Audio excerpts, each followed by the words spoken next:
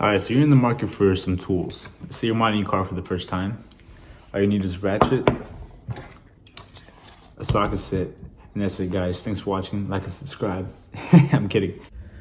All right, guys, I bring you to my toolbox to talk about sizes real quick, and specifically ratchet sizes, as in drive, as in 1/4 inch, 3/8, or 1/2 inch. You can survive pretty much on the 3/8 side for a really long time, especially if you have a car. So 1/4 inch basically for fragile engine components, I guess, whatever. Of course, if you do have a truck, you would want to go with 1/2 inch. All right, so here I have, the 1/4, 3/8, and 1/2. Like I said, the 1/4, I pretty much rarely use it until I get inside the engine bay where the bolts get a little bit more fragile. And especially if you have a truck or a bigger vehicle, SUV, I would definitely recommend getting a cheap, I'm talking about cheap ratchet 1/2 inch, just so you can get enough torque to break those bigger bolts. But pretty much your 3/8 is pretty much gonna be your go-to ratchet size. One of the first things that you do think about whenever you're buying your first tools and you're modding your car for the first time, you think about money. There is nothing wrong with going to Harbor Freight and getting, a cheap set of sockets and a ratchet, and that's all you need, bud. You can save a lot of money doing that. Of course, when I started buying my car for the first time, I literally survived off of this, like for maybe about a year before I started doing more mods.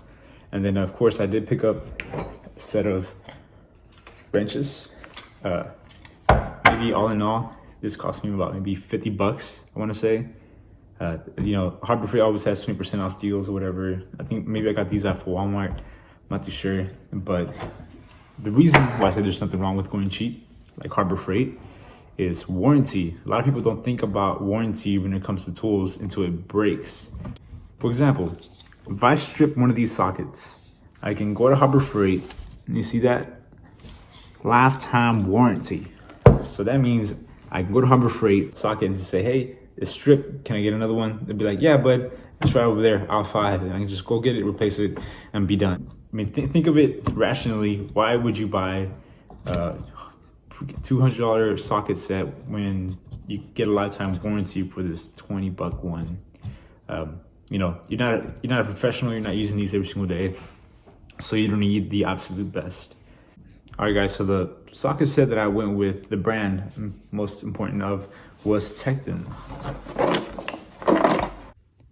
The reason that I went with Tekton is, of course, it had a really good price for a really decent set of sockets.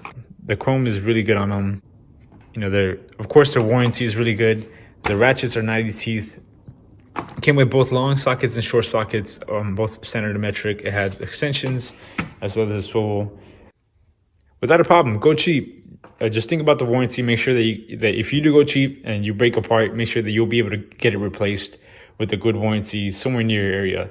If you decide to go with Pittsburgh, make sure there's a Harbor Freight near your area. Ace is the place, of course, carries Craftsman.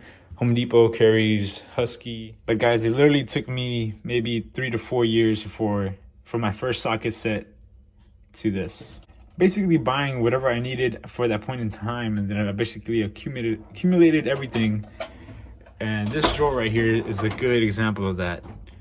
From hex bits to sockets that basically take out strip bolts, to scrapers, to these weird tweezers, needle noses. Don't spend so much on your tools, more than your mods for the time being. You can very easily survive off of just this.